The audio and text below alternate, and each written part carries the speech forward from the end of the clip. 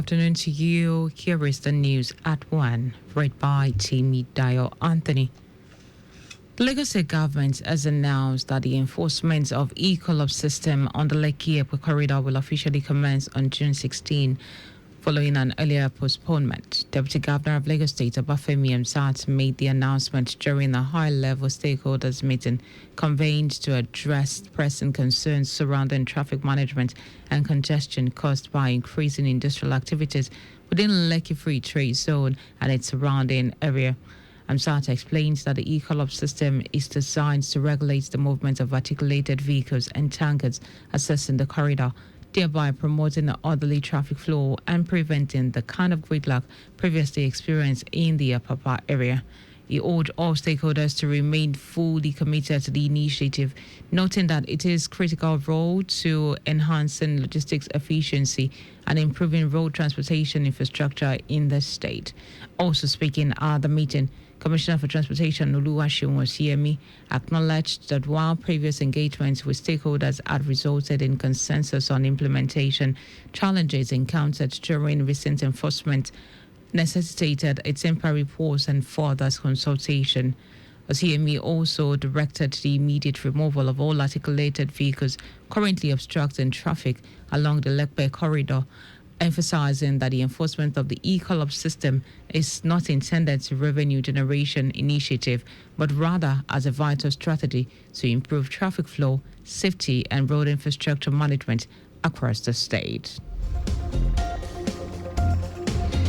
Fellows of the Lateef Jakande Leadership Academy, LJLA, have arrived in Singapore for a week-long international policy trip designed to expose them to innovative governance practices, cutting-edge policy, public policy models, and transformative leadership principles. This experience, an intricate component of Academy's 12-month fellowship program, is tailored to cultivate globally minded public sector leaders by immensely fellows in the world-class learning environment outside Nigeria. Throughout the visit, the fellows will undertake a series of curated courses at the prestigious Lee Kuan Yew School of Public Policy, exploring the themes such as economic transformation, sustainability, social protection system, public housing policy, multiculturalism, and future thinking.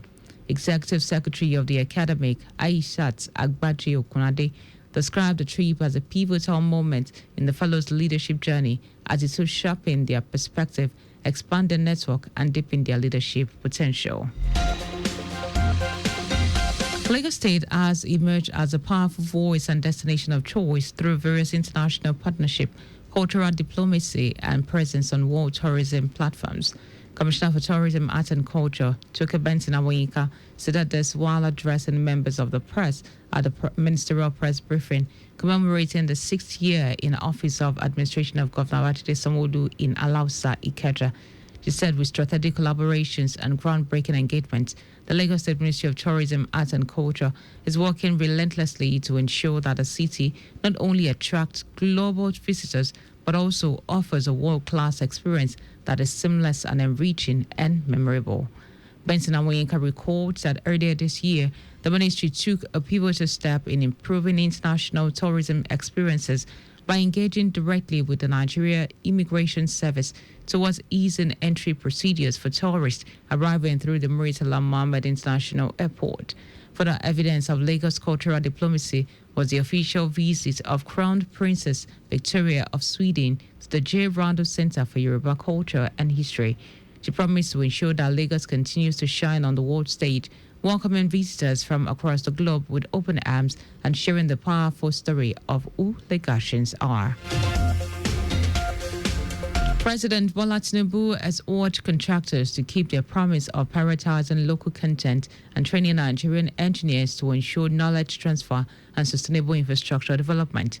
President Tinubu stated this when he inaugurated the completed part of 30-kilometer Phase 1, Section 1 of the 750 kilometers Lagos-Calabar Coastal Highway, stretching from Ahmadu Bello Way in Victoria Island to Eleko in Lekki Peninsula.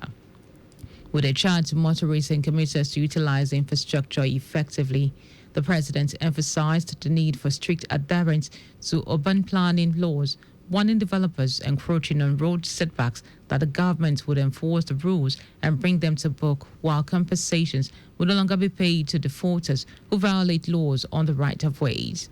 He appealed to Nigerians for far continued patience, ensuring that economic recovery is underway with signs of stable foreign exchange and ease of food prices.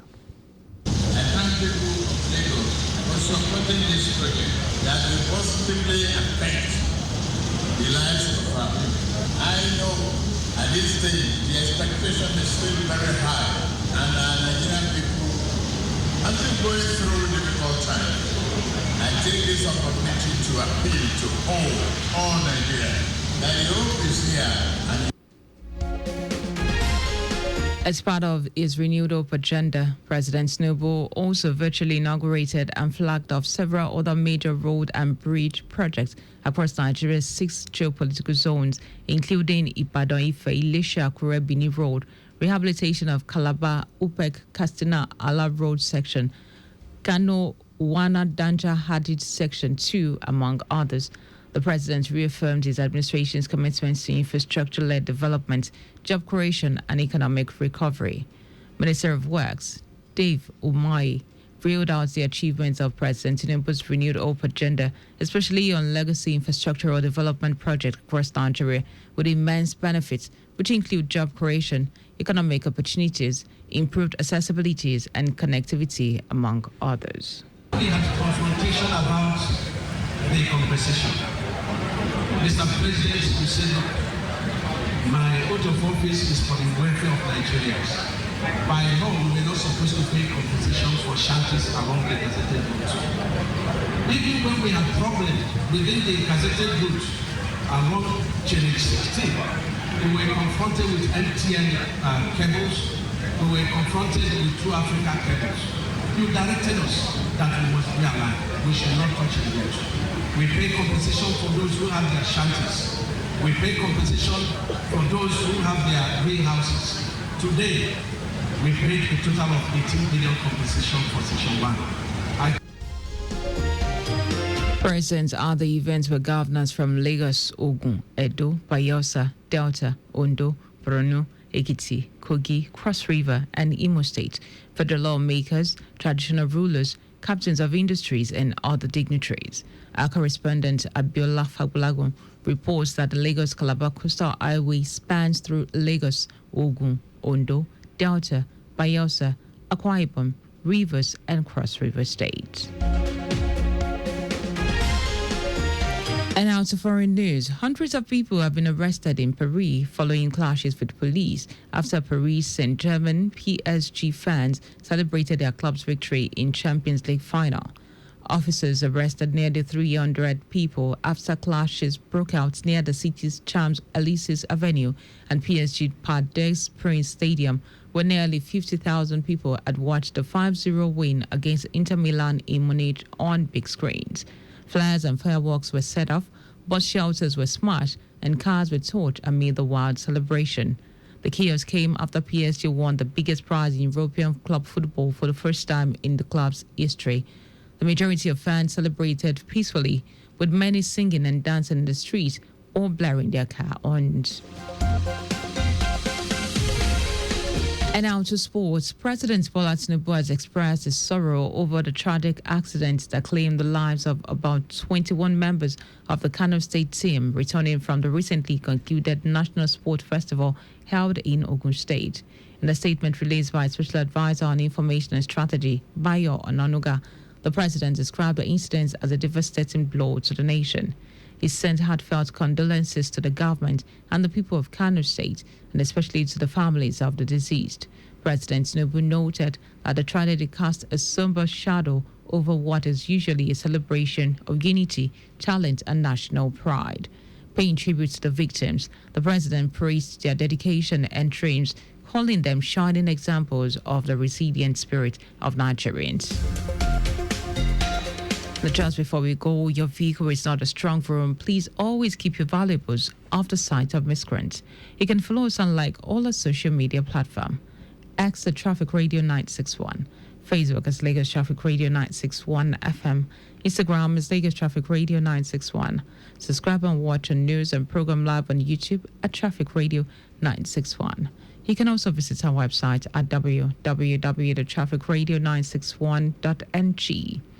Did you know that the Samola administration empowered 600 women with ingenious business ideas to the tune of 4 billion naira through the Lagos State Employment Trust Fund LSCTFW initiative to empower Lagosians? You can get more details on Lagos State Government's website. And for contact with the newsroom, you can send a message to info@trafficradio961.ng. That ends the news broadcast, compiled by Adewale Uluokwaroko. I am Dayo Anthony, and thanks for listening.